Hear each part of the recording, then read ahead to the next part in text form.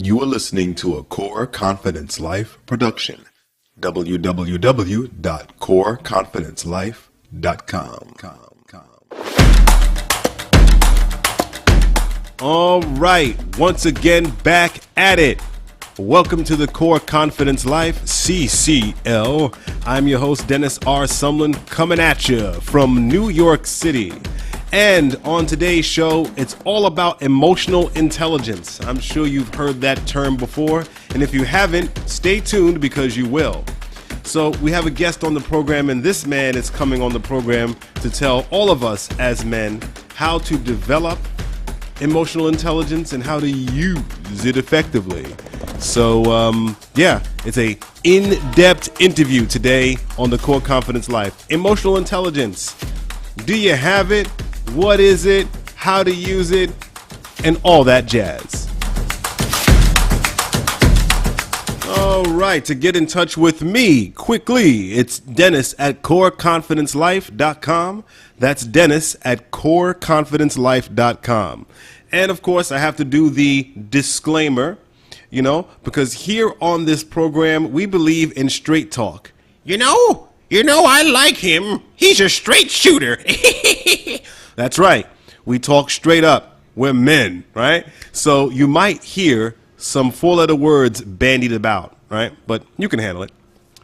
If it's your first time listening to the program, welcome. We here talk about men's personal development. We talk about things around entrepreneurship, masculinity, building self-confidence, healthy intimacy, things like that.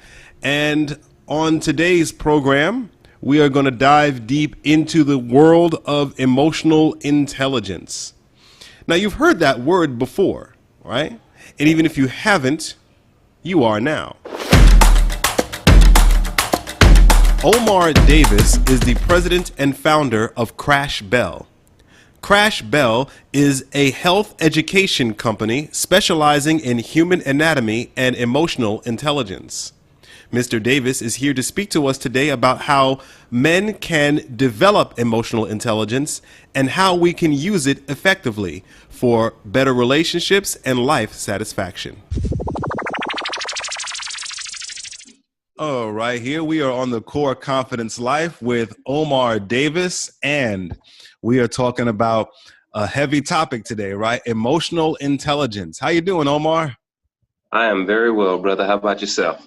I'm doing great, sir. So thank you for coming on the program. Thank you for having. Super excited to be here. I know you've been up to some good things, so can't wait to talk. Yeah, and you've been up to some good things too, and that's why you're here. We're talking about emotional intelligence. Now you gotta tell me this, Omar. What is emotional intelligence?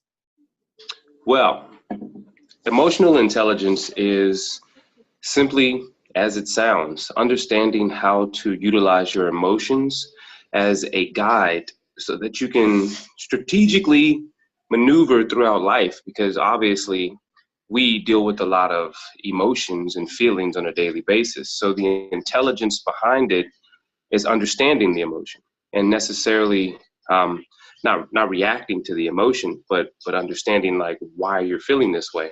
And to get really technical, which we will do more into the program, it's a component of our brain. It's literally a component of our brain.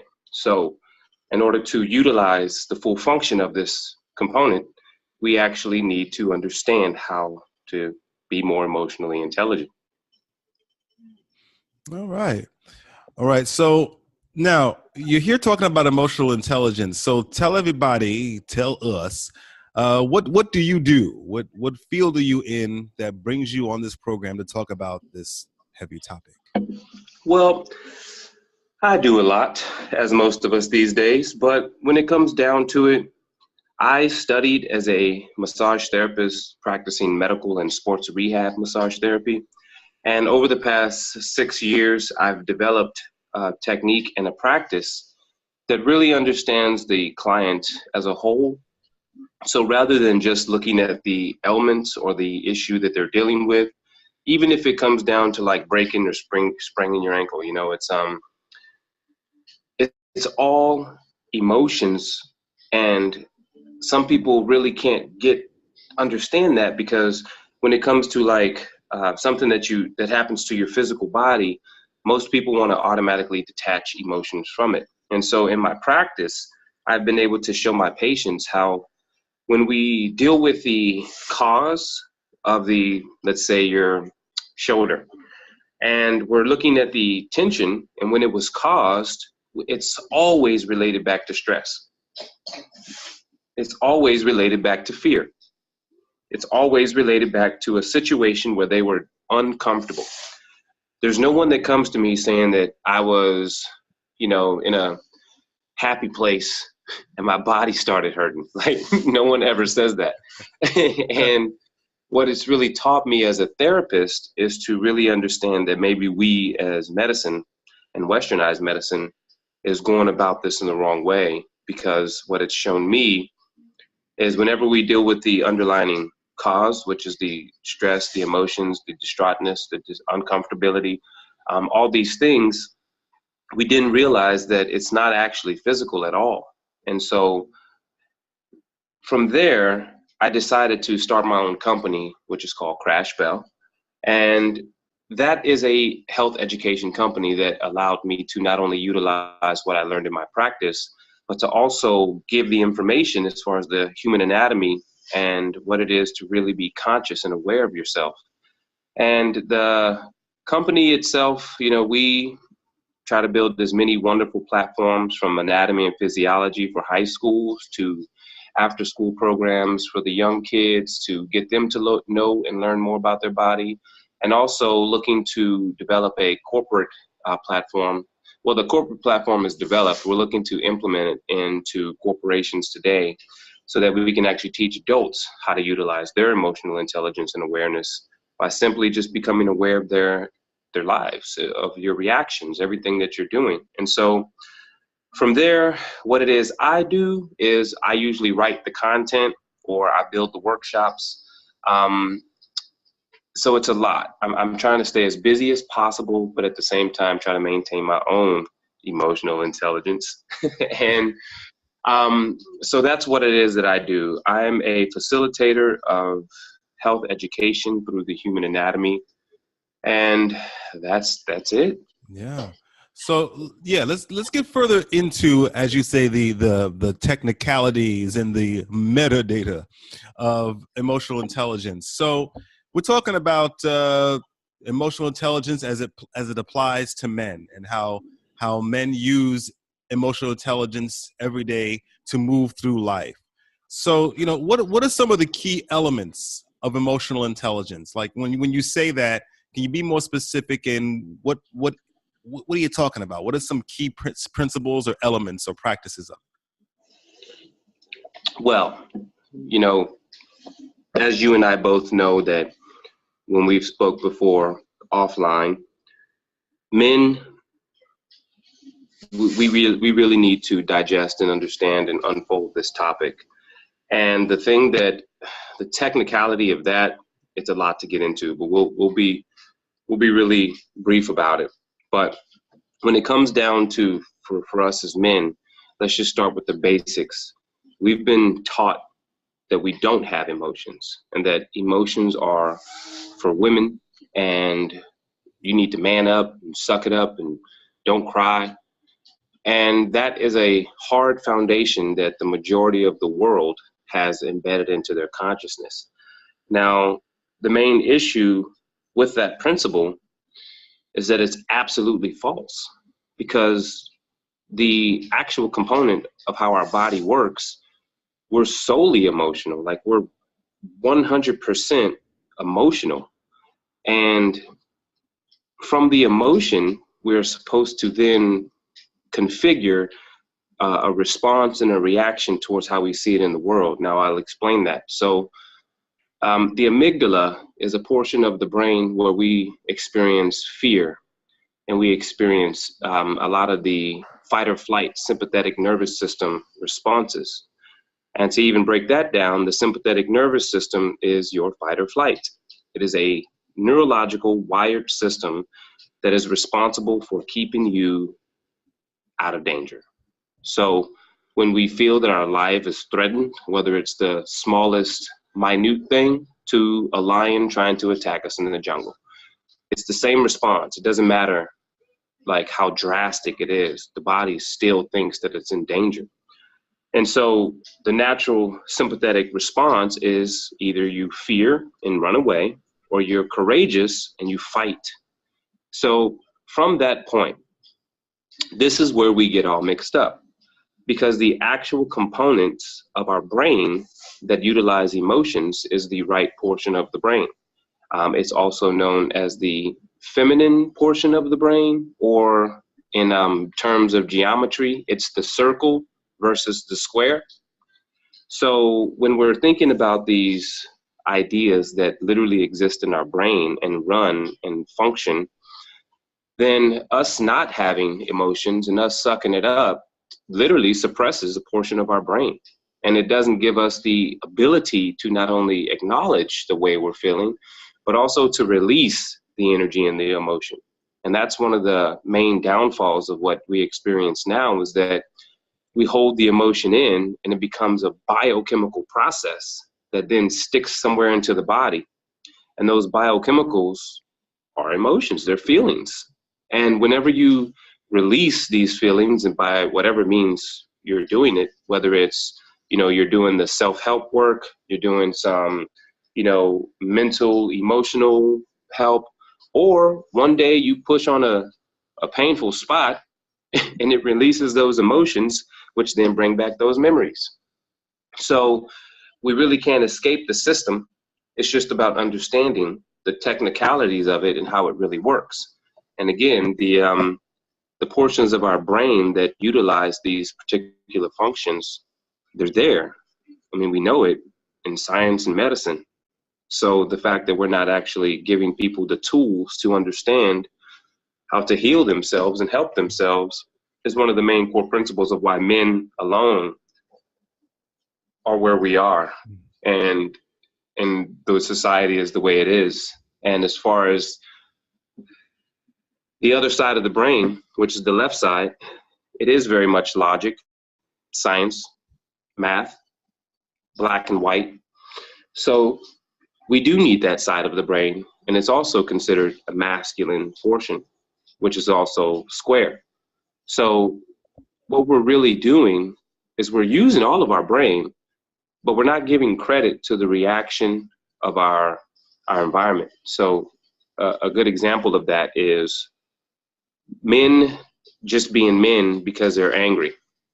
Whenever a man is angry, it's a common belief that the woman generally says, oh, he's just being a man, just let him be angry.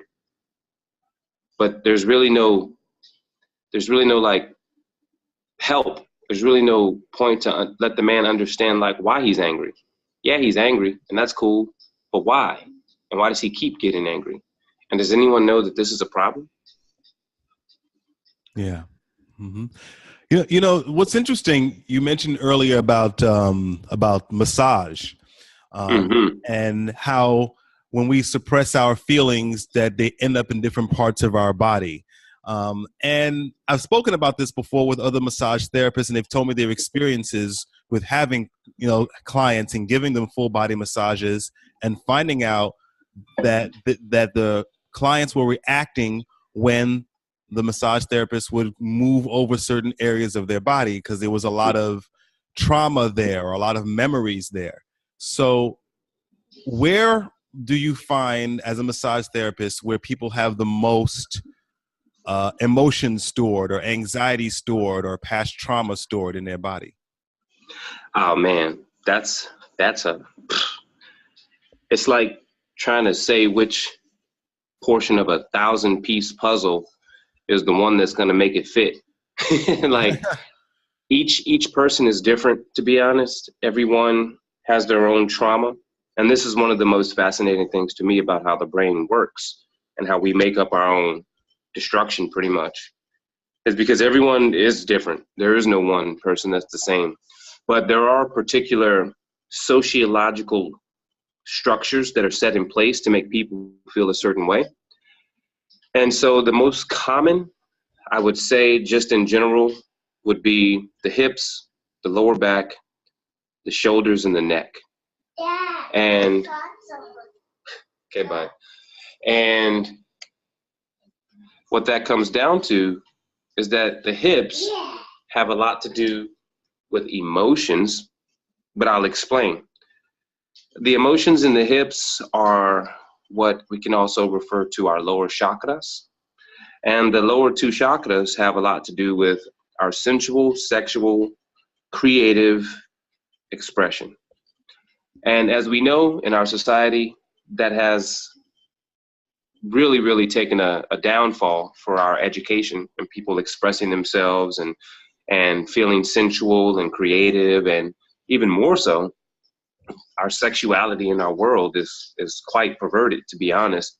And so we're not even free of expressing that.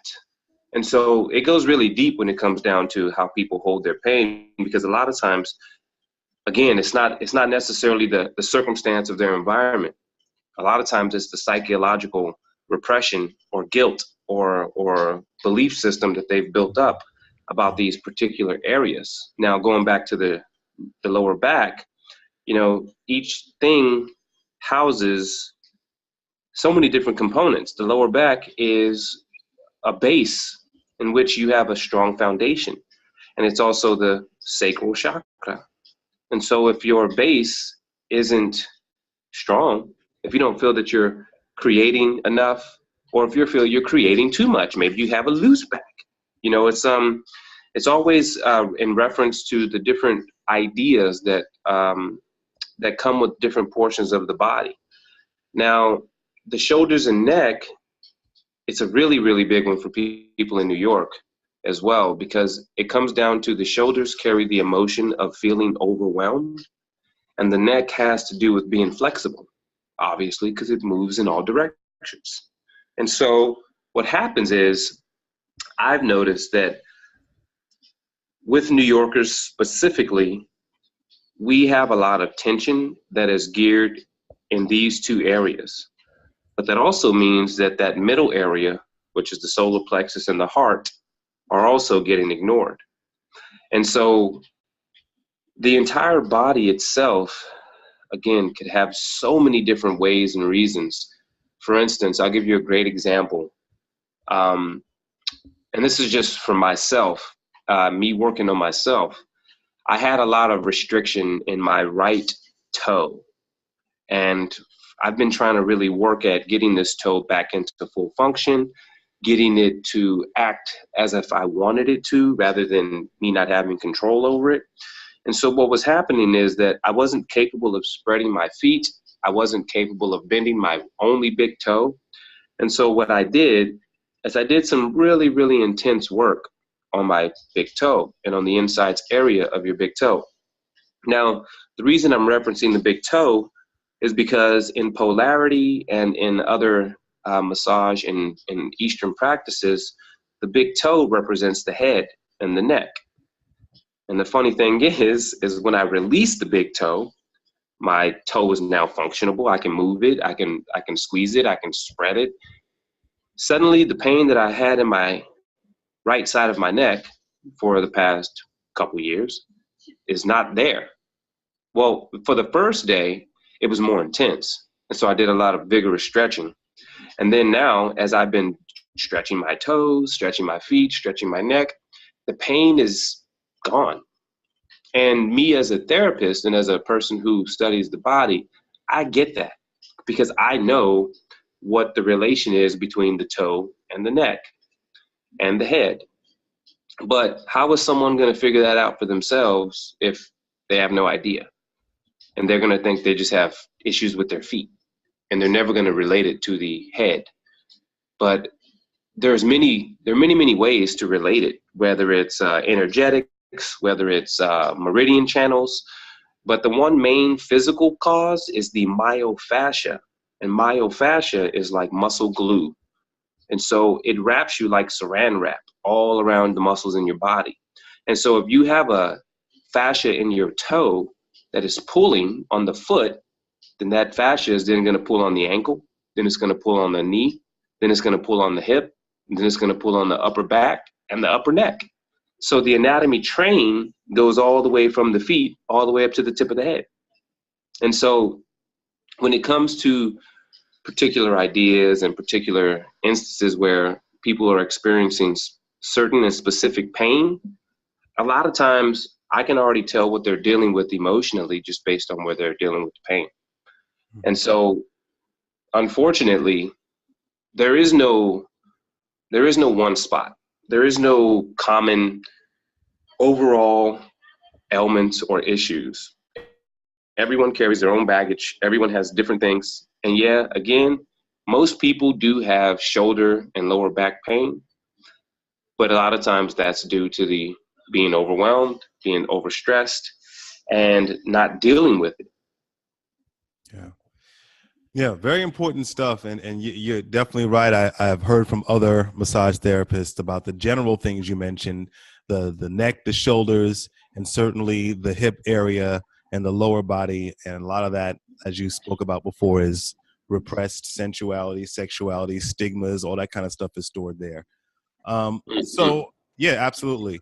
So let's go back. I got lost in the massage thing because I wanted to get into that because I think this whole mind, body, spirit connection is very important. And the things that we have in our head and the emotions and the stigmas we're carrying are echoing through our bodies. And oh, yes. As you said, we don't know. We kind of figure, oh, this is just a physical pain. Let me go see a doctor or pop a pill or something. And we don't know that part of that is the emotions, the things that we're going through, the things that we're repressing. So I thought that was important. 1,000%, 1,000%, man. And I mean, we can stay there for a bit if you want, because it is a super intense. It definitely is. It definitely is. But I wanted to circle back around to the circle square thing, because you were talking about how we're emotional, and we're, as men, of course, we suppress that side of ourselves because it's not being manly. You know, how dare we're emotions? Don't be a little snowflake. Don't be a crybaby. Man up. Exactly. Grow some balls. You know, grow a pair.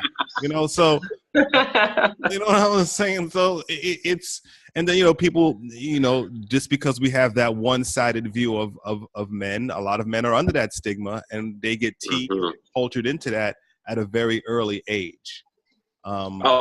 Really early. Really early. I'd like to piggyback off that. Just something I experienced in my son's school. This was last year. Last year, he started pre-K. And for the first week, you know, the kids were like hella emotional. Like they were really sad about their parents leaving them with a group of people they don't know. And this young brother comes in with his son, who's, you know, 4, and the son is crying, and the gentleman, you know, he's probably in his mid to late 20s, so he had a child when he was young, obviously.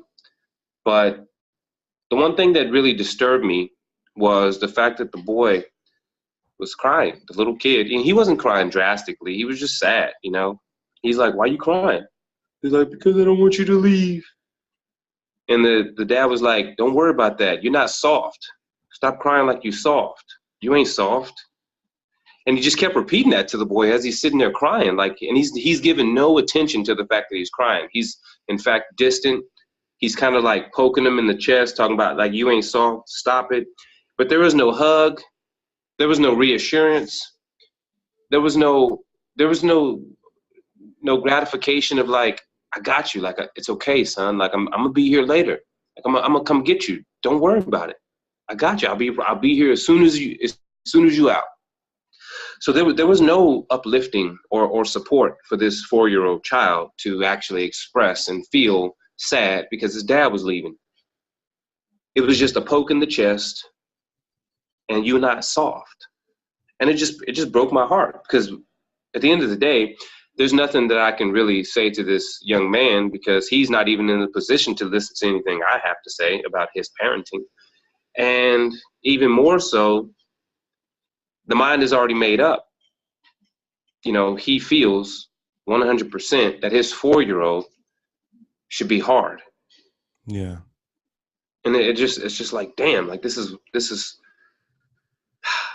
yeah. you know, It really did. It broke my heart. It broke my heart down to the bottom.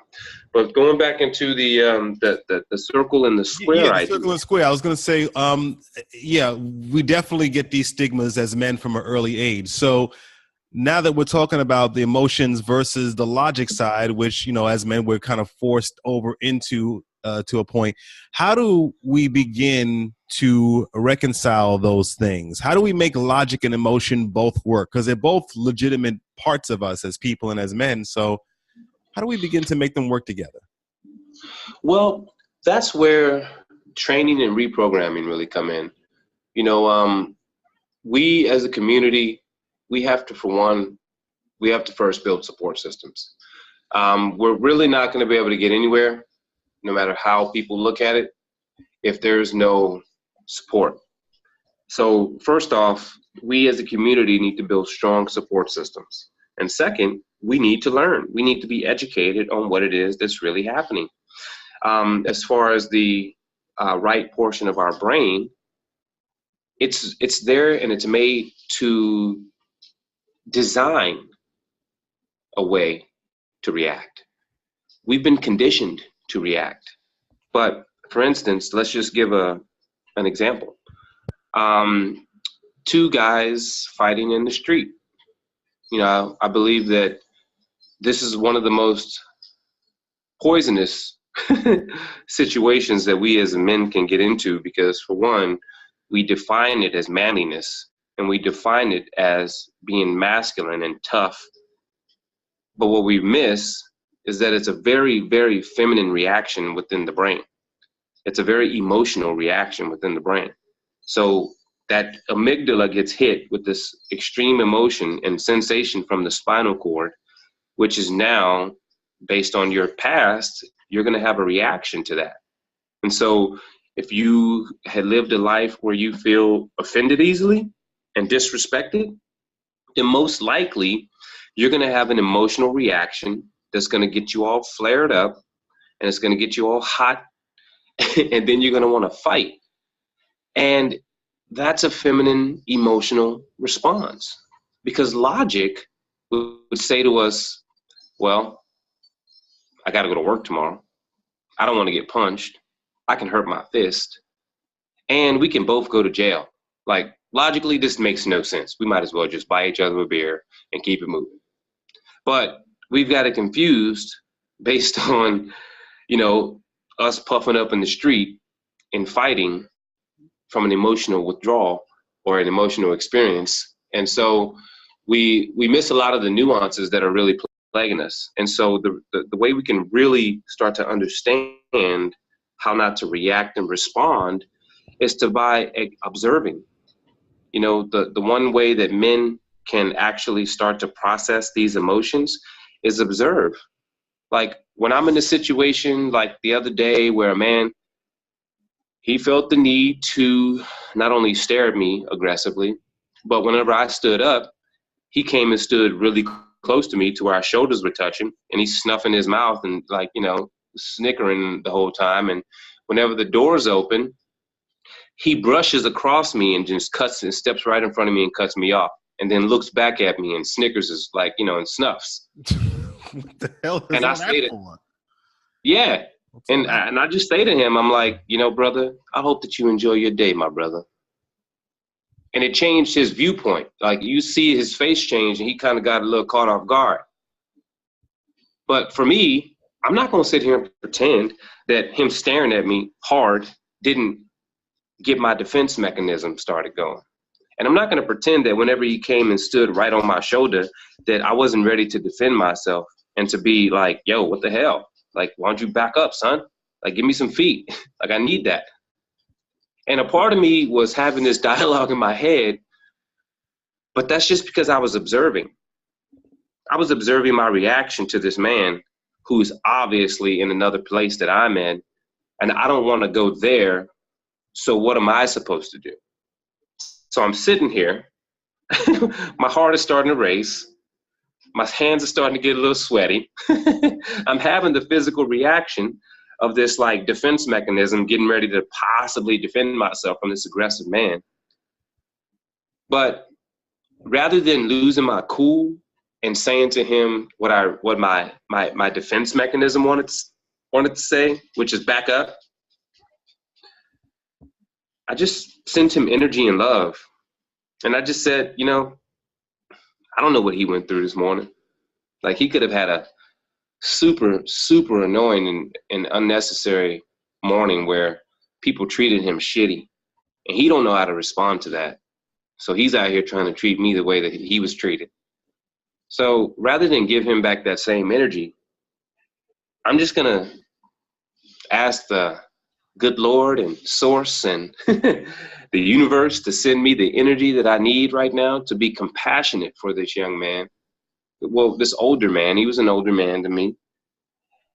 And again, rather than me reacting and responding, I had to use both sides of my brain. I had to feel the emotion, and then I had to logically think about what this means. Like, I had to logically assess the circumstance while it was happening. I had to sit within my emotions, within my defense mechanism, but also within the responsibility as me as a human to protect myself, but also protect others. And so I had to observe, I had to question, I had to listen to how I was feeling. And then even more so, the not reacting part is so huge. Like, it could have just taken a split second for me to react. But it took me at least a split second to observe, to realize, like, I don't want this type of interaction in my day-to-day. I don't want to have to deal with this type of energy and emotion. So I'm just going to observe. I'm going to see how this plays out. And I'm going to deflect any negative emotion that's coming towards me, because I choose not to experience this today. And so I just, I looked at him and I smiled at him and I told him, like, have a good day, brother. And there's been many situations like this, not only with me, but with many people. And a lot of times we just are so quick to react. We're so quick to just fire the cylinders and go from 0 to 60.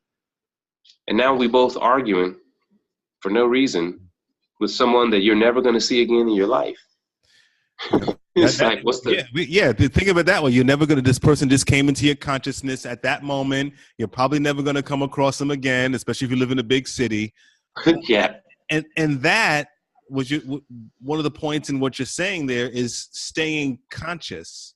Mm-hmm. And I think staying conscious, yes, I do agree that we definitely need a society-wide support system to support us in this, but staying conscious is something that we can all start doing as individuals. Yep. Staying conscious is being aware of our emotions and not being afraid to feel them. See, part of the reason why we can't stay conscious is that we're too busy being afraid to feel our emotions, and we're busy suppressing them. And then when they come out the wrong way, it's already been built up, like boom, like a volcano. If we can, and if we can just stay conscious of how we're feeling, like, okay, I'm feeling upset or offended or insulted or angry or whatever. Okay, this is how I'm feeling. That's okay to feel that way. But what do I do about it? Yeah, exactly. Long term, do I knock this motherfucker out? Yeah. You know what I'm saying? Do I tell him just how much of my dirt to put in his mouth? Or do I think long term and think, I want to go home? And I always think like this. To me, I like taking these scenarios like, okay, what if I really do get into a fight with someone? What if I knock somebody out for saying something crossways to me? And what if I win? I could still go to jail. I don't want to deal with jail. I don't want to deal with the courts. I don't want to deal with fingerprinting. I don't want to deal with cops saying things, because then I'm going to blow my top at them. So I try to think of all of these things. Like, even if I were to win over this person, I'm still going to go through a whole lot of unnecessary stress. Look, I'm an introvert. I'm averse to stress. I have an avoidant personality. So I don't want to go through none of that. So you got to keep my cool.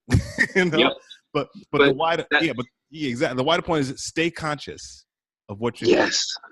I was going to say that is ideal. And that's what I meant by observing. I tend to look at the world in observation. And I've kind of always been this way. Something my mom used to always tell me, that people used to think I was shy. But she's like, no, he's not shy. He's just observing all of you. And I just sit quiet in a room and just watch everyone's movements, everyone's actions. But also, when I got older, it allowed me to watch myself and observe myself. And so it took practice. And it also took a lot of practice in this observation to feel this extreme pitiful feeling that I had within myself from this inner child. And the inner child was beat up. And so I realized that a lot of my anger that I had as a young boy was stimulated into a young man and then an older man. And the anger was what I was always responding to, defense mechanisms. And so I had to observe and be conscious of my own self and my own state and how I was responding to the world and how I was giving off energy and how I was creating situations that were technically really bad for me. And going back to it and even just support and understanding people, you know, I will say that this one time I was having it was a really hilarious but yet conscious interaction once again, where I was walking up the stairs. This guy was in front of me. I was trying to move past him. He saw me. I thought he had headphones on. I was saying, excuse me. But then he just walked over and like kind of cornered me into the wall. And I was like, excuse me, brother. Like, and I was literally, my lips were maybe 2 inches from his ears. Like, I could have just reached out and kissed the dude on the ear. And when I walked by, I shook my head and I was like, what the hell? Like, and then he says to me, yo, what are you shaking your head for, man? And I turned around to him and I was like, brother, you cut me off. He's like, no, I was walking straight. And I was like, no, you cut me off. And he was trying to say something else. And I was just like, wait. Are you offended? He's like, what? I was like, are you offended? He's like, well, yeah, a little bit. I'm like, you know what, brother? I'm sorry for offending you. I hope that you have a blessed day. And kept it moving. And you should have saw his face. He was like, wait, what? Yeah, I'm a little offended, yeah. And like, you can see the little boy. Suddenly, he came from this like man that was wanting to, you know, push buttons. But then whenever I acknowledged the fact that he may be offended by my actions, I saw his demeanor, his tone. He turned into a little boy. He turned into me seeing him. And then whenever I said, I'm sorry, he walked off, I walked off, and I looked back at him. He shook his head, and I was like, yeah. It's like, ain't no qualms. Like, we just need to acknowledge that, you know, for the most part, we don't know what people go through. And by staying conscious of ourselves allows us to also be conscious of other people and how we're interacting with them. Another thing I like about these stories that you're telling is not only does it illustrate staying conscious to who you are, what you're feeling, and being mindful of other people as well, like maybe giving consideration to what other people may or may not be going through.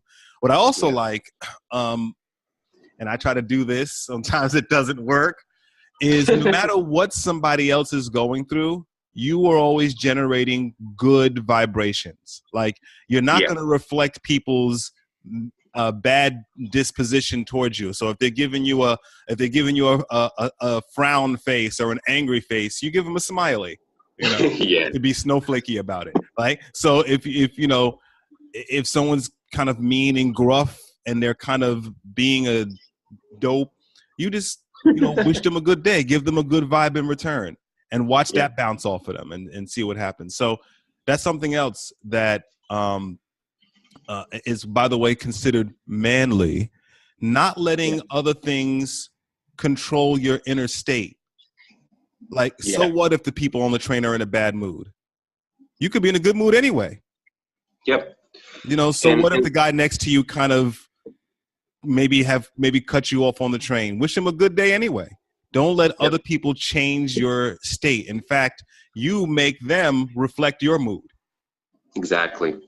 And that's where the emotional intelligence comes in, because the true actual definition of emotional intelligence is whenever you're able to comprehend how you feel in a given situation, but also how the room and the people around you feel and your reaction to that. So it's not just a you acknowledging your own emotions type of situation. It's also being able to have the emotional intelligence on how to respond to a situation. Like, for instance, some things that have been happening personally in my life, they've been really challenging over the last month. And one of the things that I had to determine was maybe I'm not reacting in a positive way to support what's happening around me. Maybe I'm only seeing it from my viewpoint, and maybe that's not fair. And maybe I need to change that shit. And you know how hard it is for a man or anyone, myself, the ego, to ask, to address that, to admit that, maybe my reactions is not supportive. Maybe what I'm doing isn't helping. And I'm not gonna lie, man. The ego wants to say, "Who cares?" Yeah. Yeah, who cares? I'm right. This is my way. I'm doing it the way I want. I'm right. Who cares? Exactly. Who cares? Who gives a damn? Yeah, exactly. And you could take it, and you can look at me from the outside while I'm doing it, and you can get as mad as you want. But that's also part of the Sagittarian in me of not really. Or disassociation of feelings. I'm a Sagittarius too, so I understand. Yeah, exactly. But the one thing that I've really come to understand is if I'm reacting to a way or to a situation that is solely one-sided to my point of view, then I'm not necessarily using my emotional intelligence to understand how to respond. Because me responding in a certain way is going to get a certain reaction. And then that reaction is going to bounce right back to me. And then now I'm going to respond in a way that I feel maybe a little offended or unappreciated or whatever the case may be. And so now we have this reciprocation of like negative energy bouncing back to each other with mostly the people you love. And no one's wanting to give in. But at one point I realized maybe my actions could possibly change. Maybe I'm not supporting someone in the way that I should support them. And what it comes down to is, once again, emotional intelligence is not necessarily how you perceive your own feelings, but being able to recognize the feelings and the emotions that are happening within a group or a person, and then responding in a way that is going to be suitable, empathetic, and conscious of how this person feels, without imposing your own will. Absolutely. That's the other side of it. Not only being intelligent and considerate of yourself, but passing that on to the people you're dealing with in life. Yeah. And remembering, especially if you're dealing with people who you love and who you have in your life for a reason, remembering that in those times of stress and miscommunication, remembering who you're dealing with, like this person is my son / wife / partner / brother / mother that I'm dealing with here, that we're having a conflict. Keeping that in mind and remember, this is, we have a shared goal of wanting to get to a solution. Yep. And, I will say something that is personal with my oldest son, especially. He's 12. He's going through a very, developmental age, and he's going through a lot of things and seeing and understanding a lot of things and starting to become conscious and aware of his own actions. And it's a point where, a lot of the things that's transpiring with him in last year alone, it was really difficult. It was very, very difficult, in fact. And, whenever he was, he came here, well, he just moved out to California, so that's a whole nother emotion that we're having to adjust to. But the thing that really got me was when he was here before he left, I said to him, I'm like, I think last year was really rough. And maybe, don't get me wrong, the things that you did last year were completely unacceptable, completely disrespectful, and a lot of times just plain right, just stupid. And I'm not gonna let you go off that. Like, this is not, well, we're gonna ignore the things that happened. But what I'm gonna tell you is that I possibly could have responded better. I could have taken another approach, and maybe we could have thought about a way to support each other and what you're going through and what I'm going through. And another thing, man, like, this is a two-way street. Like, we both have to show up for each other. You can't expect me or anyone in your life to give you a 1,000 and you give in 25. Like, it's not going to ever lead to a positive, communicative, reflective, and reciprocated relationship. But I also had to recognize for myself, like, maybe I should have approached this differently. And as a man, as the ego man and the American man, the way I was raised would have been like, yo, shut up, listen to me. You don't know what you're talking about. You're a kid. You ain't even experienced nothing in life yet. You don't know nothing. Like, that's the response that I was taught. And a part of me was kind of like having that dialogue within myself with him, which is totally an imaginary conversation. But what it really came down to is that that's not real, and that's not supportive of how he may feel. And he is a human, he is a person, he is a soul. So maybe I didn't respond in the best way. Maybe I could have taken 2 steps back and just really thought about what it is that I'm physically going through, and how what he's going through may not be necessarily cohesive in the same space, but it's never going to always be easy. The question is, how do we come to a point where we can talk, communicate, and make this better? And it's still not great, to be honest. But for me, I'm trying to understand how not to react so much, because a lot of it does come from anger. It does come from, not being in control, not having the ability to, make someone do something that you see is better for them, but they don't want to do it. Like, I can't make him do nothing. I can't force him to do things that he don't want to do. I can only guide him and show him the things that I do with the people that I love and how I treat them. And hopefully one day he'll be watching enough to whenever he becomes an adult, he can reciprocate that. Yeah, absolutely. So being a good role model, being a good example, living your philosophy, showing how it's done. Yeah. Very, very important. That is very important. Absolutely. So, like, how do you, so the principles, of course, of emotional intelligence, being conscious and being aware of not only yourself, but people around you, what they may be feeling, and responding appropriately to that. Okay. So what are some of the other dynamics, briefly, on emotional intelligence? Any other components that go along with that? I mean, again,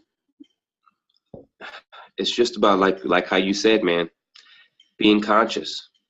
Like, that's the one true idea. Like, if you're not aware, then you're not aware. Like, so let's start the work. So let's say, okay, somebody says, okay, I just heard this guy Omar on your program, Mr. Dennis, and I want to start becoming a more conscious.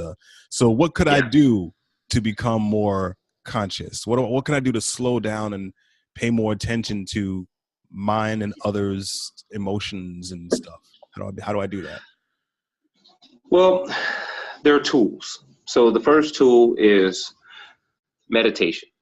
And meditation can be looked at as so many, like, today meditation has become this plethora of things that there's so many types of meditation that people don't even know where to start because they're confused about meditation, for one. But Meditation solely is the observation of yourself. Once again, we're going right back to it.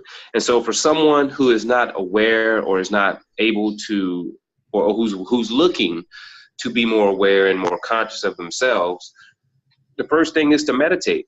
And that's not about meditating in the corner where you're sitting down for an hour, quieting your mind. Nah, just solely focus on your breath to start. Focus on one thing. Become aware of your body. And this is what I tell the people that I teach when I teach meditation. Like, stop trying to think so much and just feel your body. Like, what does your body feel like? What do your feet feel like? What do your legs feel like? What does your belly feel like? What are your intestines? What does your heart feel like? What do your lungs feel like? What are your shoulders? What do your hands feel like? Focus on how you feel. And so when people are becoming conscious, it is that. It's the focus of how we feel on the inside. And from there, it's then in your daily life, as you're walking around, as you're dealing with people, once again, that is a meditation. Meditation is you observing yourself. So if you are, let's say, a cashier at Target, and you got this super entitled person coming up to your line, trying to demand stuff and talking to you like you're crazy, in that moment, you are going to feel a response. You're going to feel your heartbeat. If you get offended, you're going to feel the palpation of the tension that you're now building up. You may even get sweaty palms. You may even just start to feel the inside of your throat lumping up because you really want to say, shut the fuck up, but you can't because you'll get fired and you don't want to lose your job because you need money. And so it is in that observation of the self. Like, that is the first step for anyone to become conscious of what, when, how, where, is because we are not conscious of ourselves. We're walking around on autopilot, just responding to the habits that we've built over time. So in order for someone to really dive in and become aware and conscious, is just start by meditating, even if it's for 15 seconds. Start your day, sit down, breathe for 15 seconds. Think about your heart. Think about your intestines. See how it feels. And your body ain't gonna lie to you. Like, if you holding on to a bunch of shit physically and emotionally, when you think about your large intestines, you're gonna feel that shit. Like, your body is not gonna lie. You're gonna be like, oh damn, I gotta take a shit. Basically. Like, oh, I must be holding on to some feces. Yeah. But the large intestines also holds on to emotions. So you're also holding on to some emotions. Mm-hmm. So the point of the first step, and like, I love how you say, let's do the work. The first step of the work is definitely becoming aware of yourself. Mm-hmm. Sitting down, 15 seconds to start. Do that for a week. The next week, do 20 seconds. And I've actually developed some courses online and some free, some paid and some free materials to actually help people to understand these as a practice and give them step-by-step tools so that they can actually begin to design their life and how they want to see things and how they want to react. But I can't say it enough. Without that first step being acknowledged, then you're talking to the wall. Yeah, absolutely. And there's another thing buried in that. I was just thinking about it as you were talking. Learning how to experience emotions or sensations without having to react to them. So, if feeling anger, being comfortable with feeling that anger without having to act on it in an aggressive way, or even more so, like, let's say one day you're feeling horny and you want to fuck, but that means, well, either you're cheating on your wife or you're going to go out and do something crazy for the night and you really don't want to do that. You're learning how to hold that sexual tension, being comfortable with yourself to hold that and not impulsively acting on it. So basically being able to hold these intense emotions in your body, whether it be anger or sex or even sadness or whatever it is, holding it there without having to impulsively act on it, learning how to just be comfortable in all these different emotions. Oh yeah, man. And that's, even when you say like with sex, that's a huge one for men, obviously. But that's such a great thing that you just brought up, because even for myself, and not responding to my sexuality and sensuality in a manner that when I'm walking out in the New York City streets, I see like I can't even walk fucking 3 blocks without seeing 17 super amazing, good looking women. And then like how am I not supposed to react to that, considering I have all this energy? And then which also turns into anger if not acknowledged, which is the other unfortunate side effect of that. But I think you already said it though, giving your space to feel, like how do you allow these feelings to happen without reacting to them? Yeah. And sometimes it takes a quiet place. It does. Sometimes it takes you not reacting and just feeling and being okay with that. People think that it's wrong. Yeah, like you look at like the example you gave about looking at gorgeous women, and you might think, I would love to stick it in her. But understand that it's okay to think that, because it's attractive and you like women, so you like to stick it in her. Okay, that's a thought, that's a feeling. You may get a little tingle. That's fun. So. Yeah, and it's a natural reaction. Pursue it. Just say, okay, this is the way I'm feeling. Kind of feels nice. Yep. I like to do it, but I'm not going to. So. Yeah. And and there's one thing that I've been especially expressing with my lady and my partner about how, for us, it's more about being vulnerable and transparent. And so even in that, it's like, look, we're animals. You and I will both definitely feel and see people that we're attracted to, or whatever the case may be. But don't be ashamed of it, for one. You shouldn't be ashamed of the way you feel about something, because it's authentic for you, because you feel this way. And no, should you act on it? But the idea is, first, don't be ashamed of it. Accept it. Be okay with it. And then find an outlet. Find an outlet.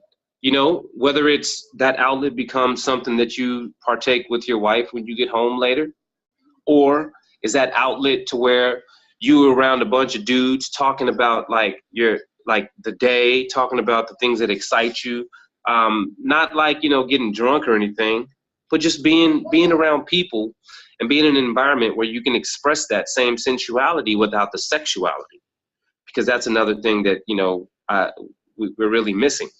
We compare sexuality to sensuality, and they're completely different. Sensuality is your expression of how you feel about things that you're sensual about. You have an emotional connection to these ideas. That doesn't mean that you want to go have sex with it. Like I was giving this example to a good friend of mine who is a gentleman who is going through a lot of change, going through a lot of things that are happening in his life. And I told him, I was like, dude, the fact that you tried to make fun of me the other day because I said a dude was good looking is not okay, because what you're telling me is that I'm wrong, for one, but you see the dude, he's obviously good looking. Oh, I don't judge men. Here we go with this stuff. No, I don't look at men like that. I don't judge men. That's gay. Exactly. And so I'm like, yo, for one, it's not gay, because this is the difference.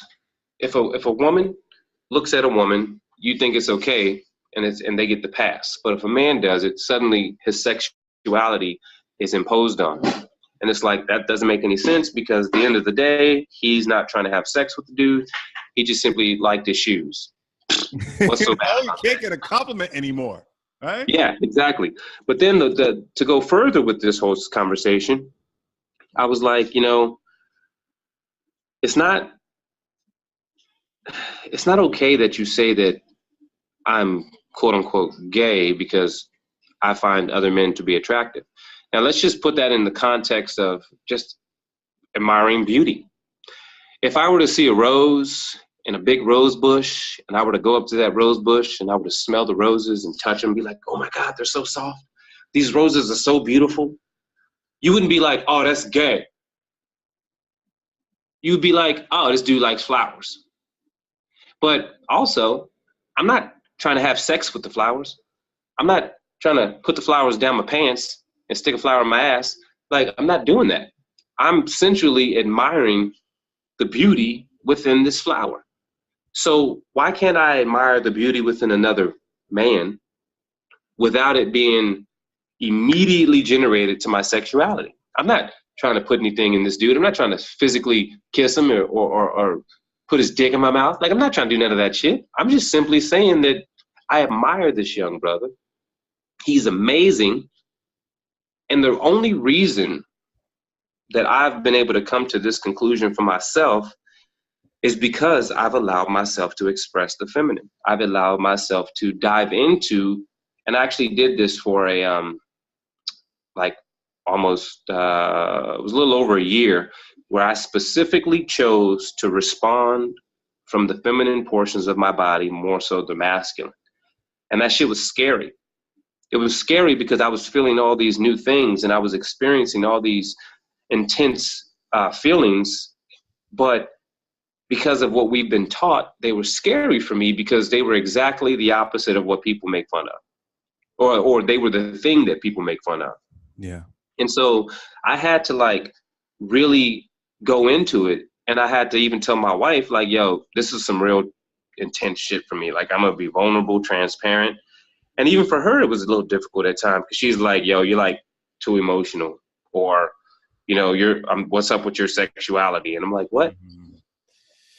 And well, so because you taught the same thing we all were taught, like, you know. No. That's exactly it. Yeah. That's sensuality exactly and sexuality are the same is how we're taught.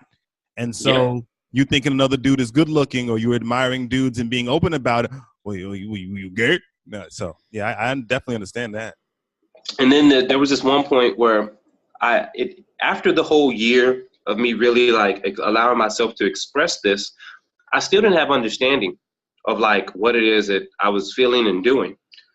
But at one point, I was sitting in the meditation and I was saying to myself, like, what is it that it makes me compare myself always to men? Why does it feel like I have this alpha male syndrome where I have to be the best? And recognizing that that was an issue that came from my father, and the fact that I didn't grow up with my dad, and the emotions and the insecurities and the self-worth that I developed from that. And so I had to now, not only was I going through this whole feminine process, but I had to now then acknowledge the fact that I never forgave my dad. And I need to really let that shit go because it's destroying my relationships with men. And it's making me feel that I'm like always in competition. And then it's making me jealous, and it's making me egotistical, and it's making me, it was a really toxic feeling that I kept experiencing. And so at one point when I actually did go through forgiving my father and did go through releasing those belief systems that I'm not good enough, one day it hit me, man. I was acknowledging all these things. I was holding them in front of me. I was observing them, and I was allowing myself to feel the hurt, feel the rejection, feel the pain. And then I realized that I'm not mad at men. I'm mad at myself. And I'm mad at my dad. But I love who I am today.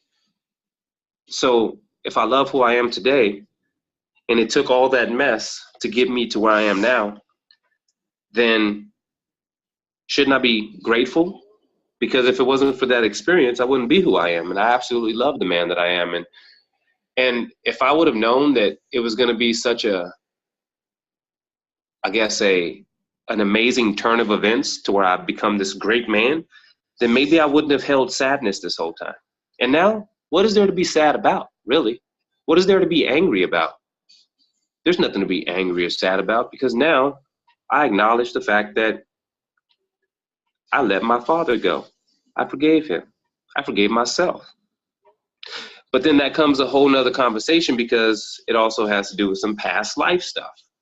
But moving forward, what I really had to acknowledge, and this is the main point, I am beautiful, therefore they are beautiful. I am amazing, therefore they are amazing. I am capable, therefore they are capable. So now, every time I look at another man, no matter what he looks like, what he is, who he is, I see him and I say, I am great because he is great. He is great because I am great. And I love him as my brother and not as this man that I'm competing with, that I have to like sometimes show arrogance and violence towards. Like, I'm tired of that. Like, I love my men in this world as my brother because they are my brother and they are a part of me and they are reflections of what I am. And before, I didn't have the men in my life because I didn't believe these things. So the men in my life I had were exactly what I believe. But now that I've switched my belief system and switched my thought process and my vibration, now I have men in my life who are the way, or who are thinking or looking to be more like what I am, which is expressing their vulnerability, expressing the fact that, yeah, sometimes I do get a little, insecure. Yeah, I did feel a little way about the way that, someone said something, or, hearing the conversation someone was having. But it's also just like what we said earlier, acknowledging it, being conscious of how we feel, and being able to sit in that feeling without a reaction or without judgment. Yeah, deep stuff. That there's a lot of deep stuff there, and what I like about you talked about there's a lot of deep stuff to dig into there. You talked about changing your vibe, changing your whole way you move in the world, which then attracts different kinds of people to you. We talked about that. There's also in there men needing to decouple sex and sensuality and learning how to appreciate people on a different level other than sexually, just appreciating another man and even women in a kind of a human, platonic-y, brethren kind of way, instead of always defaulting to sex. Now, there's nothing wrong with wanting sex and thinking about sex with whoever, but it's, learning the difference between feeling sexual and feeling sensual or love or a bond. So there's a lot in there. It's good stuff. Yeah, it is, man. It's good stuff. So how can people get in touch with you, learn more about your practices, maybe get some of that material you talked about earlier, learning more about mind, body, spirit connection, emotional intelligence, stuff like that? Well, our website, you can find all of our links and all of our materials at crashbell.com, and that's crash, CRASH, bell, BELL.com. And same as far as it goes with our social media, everything is Crash Bell. You can just look us up on there. My personal Instagram handle is Crash Planet, like to crash into a planet. A lot of times I'll put on some, motivational videos or some quotes and some things that are helping people to understand how to, get these tools. But for the most part, they can just go right to our website, crashbell.com, and find all of our links and everything that we're into and doing, some of the programs, and even some of the people that we affiliate with, whether it's a wellness center or groups that we're looking to join with and build a community of men that are coming together and changing this idea of what men are. So crashbell.com. All right. I want to have you on again to explore those issues more about separating sex from sensuality, and as it relates to men relating to other men, and talking about changing your vibe, because that's where I rest, changing the way you move through the world. So we're going to have you back on to talk about those issues, because that's a whole other 17 hours. So this is great. Thank you for coming on the program, sir. Thank you for having, man. This was an uplifting experience. I feel it's a good additive to my morning. You know, my youngest son is actually out of school, so you heard him a little bit in the background. But for the most part, it's this engagement and this conversation that we've been, you know, talking about it for a little bit now, and now that we've finally been able to do it, it's just it just feels good. And I'm glad that me and you, once again, going to attracting the type of men who are reflective of me. By me just having this conversation with you is uplifting, and it helps me to also realize that, you know, what I'm doing is working, and to keep building relationships with the men that are going to give me some type of, you know, that are going to influence me in a way that is completely beneficial to both of our relationships. Definitely. Thank you, sir. All right, Omar Davis in the house, right here on CCL Radio, the Core Confidence Life. And that is it for this one, folks. Hopefully you will join us once again. To get in touch with me quickly is Dennis at coreconfidencelife.com. That's Dennis at coreconfidencelife.com. You can visit the website coreconfidencelife.com to get past shows, right? To check out some services. If you want to learn how to speak with power and build your confidence, go there to coreconfidencelife.com. Everything can be found there. And until next time, this is Dennis R. Sumlin. Be emotionally intelligent.